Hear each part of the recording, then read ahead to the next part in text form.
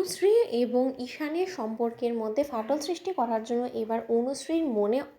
ঈশানকে নিয়ে অবিশ্বাস জাগান দিল। হ্যাঁ বন্ধুরা, ভিডিওটা লাইক দিয়ে দেখতে থাকুন। যে মুহূর্তে কিনা অনুশ্রী বলতে থাকে যে কে সেই ব্যক্তি যে কিনা ঈশান সম্পর্কে এই সমস্ত উল্টোপাল্টা কথা বললো এবং সেই সমস্ত কিছু সে কী করে জানলো। ঈশান তো এই মুহূর্তে হসপিটালে আছে এবং ঈশিকার সঙ্গে হসপিটালেও কী করছে সেটাও তো আমাকে ঈশান বলেনি। আমি বরঞ্চ ঈশানকে কল করি। ঠিক সেই মুহূর্তে অনুশ্রী যখন কিনা হসপিটালের বাইরে গিয়ে অনুশ্রী ঈশানকে কল করে, ঠিক সেই মুহূর্তে ঈশান যখন কিনা এক পর্যায়ে সম্পূর্ণরূপে ডিপ্রেসড হয়ে পড়ে ঈশিকার এই নিউজটা শোনার পর, ঠিক সেই মুহূর্তে ঈশান হঠাৎ করে অনুশ্রীর ফোন রিসিভ করা মাত্রই যখন কিনা অনুশ্রী বলতে থাকে যে ঈশান তুমি কোথায়, বলো আর কতক্ষণ লাগবে তোমার বাড়িতে পৌঁছতে। ঠিক সেই মুহূর্তে ঈশান যখন বলতে থাকে যে হোয়াট ইজ দিস, অনুশ্রী বলো তো প্রতি মিনিটে মিনিটে আমি তোমাকে নিশ্চয়ই জবাবদিহি করতে বাধ্য নই যে আমি কোথায় আছি, এই মুহূর্তে কার সঙ্গে আছি, আমি যেখানে ইচ্ছে সেখানে আছি, তাতে তোমার কি বলো তো, তুমি এখন জাস্ট ফোন রাখো, আমার তোমার সঙ্গে কথা বলতে একদম বিরক্ত লাগছে। ঠিক সেই মুহূর্তে অনুশ্রী যখন কিনা বলতে থাকে যে ঈশান তুমি এরকম হাইপার হয়ে যাচ্ছ কেন, আমি সেটাই বুঝতে পারছি না, তুমি এই মুহূর্তে কোথায় আছো, আমি যাওয়ার সময় তোমাকে পিক করে নিয়ে যাই, আমি শুধু সেটা বলার জন্য তোমাকে ফোন করেছি। ঠিক সেই মুহূর্তে ঈশান যখন বলতে থাকে যে আমি এখন আমার অন্য বন্ধুর সঙ্গে আড্ডাতে আছি, তাই এখানে আমার এখন তোমার সঙ্গে কথা বলতে ইচ্ছে করছে। অনুশ্রী ঠিক সেই মুহূর্তে অনুশ্রী যখন কিনা হাতে নাতে প্রমাণ পেয়ে যায় যে ও রীতিমতো ঈশিকাকে ড্রাইভ করিয়ে নিয়ে ঈশিকার বাড়িতে ড্রপ করার জন্য ঈশিকাকে নিয়ে যাচ্ছে, ঠিক সেই মুহূর্তে অনুশ্রীর চোখ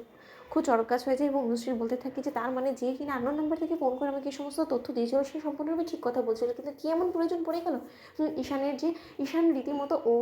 অনুশ্রীকে মিথ্যা কথা বললো, আমাকে মিথ্যা কথা বলার তো মানুষ অন্তত ঈশান নয়, এবং ঈশিকারই বা কী প্রয়োজন পড়লো যে ওর বিপদে শুধুমাত্র ঈশানকেই ডেকে চলেছে এবং ঈশানও ওকে সাপোর্ট করে যাচ্ছে। ঈশান তো এতটা দায়িত্বশীল ব্যক্তি নয় যে কিনা ঈশিকার জন্য আমাকে মিথ্যা কথা বলবে।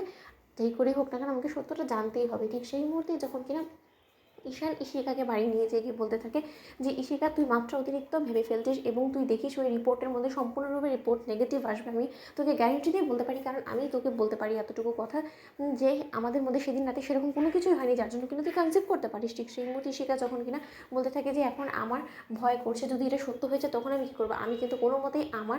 প্রতি এই অন্যায়টা মেনে নেব না এবং আমি কিন্তু আমার সন্তানের অধিকার তোর কাছ থেকে যে কোনো মূল্যে আদায় করবো। ঈশান বি প্রিপেয়ার। ঠিক সেই মুহূর্তে যখন ঈশান বলতে থাকে যে আচ্ছা তোর যখন এতটাই মনে খচখচানি তাহলে বরঞ্চ তুই একটা প্রেগনেন্সি টেস্ট করেই দেখ না। ঠিক সেই মুহূর্তে যখন এই শেখা নিজের প্রেগনেন্সি টেস্ট কিট দিয়ে টেস্ট করে, ঠিক সেই মুহূর্তে প্রেগনেন্সি টেস্ট কিটের রিপোর্ট পজিটিভ আসা মাত্র যখন ঈশানও ধাঁধা লেগে যায় এবং ঈশিকা বলতে থাকে যে এবার হয়েছে, শোন তুই যদি ভালোই ভালো আমার এই সন্তানের পিতৃ পরিচয় দিতে না রাজি হোস তাহলে কিন্তু এই ঈশিকা বাধ্য হবে গাঙ্গুলি হাউসে গিয়ে ইন্দ্রাণী ম্যামের কাছ থেকে এই সন্তানের পিতৃ পরিচয় আদায় করে নিতে। সেটা নিশ্চয়ই তুই আমাকে করতে বাধ্য করবি না, তাই আমি তোকে বলে দিচ্ছি যে এই ব্যাপারটা যতদিন ধামাচাপা দেওয়ার আমি সেটা ট্রাই করবো, কিন্তু সেই ব্ল্যাকমেলার যদি আমাকে ব্ল্যাকমেল করে এই সম্পর্কে জেনে যায় এবং সে যদি এই সমস্ত কিছু নিয়ে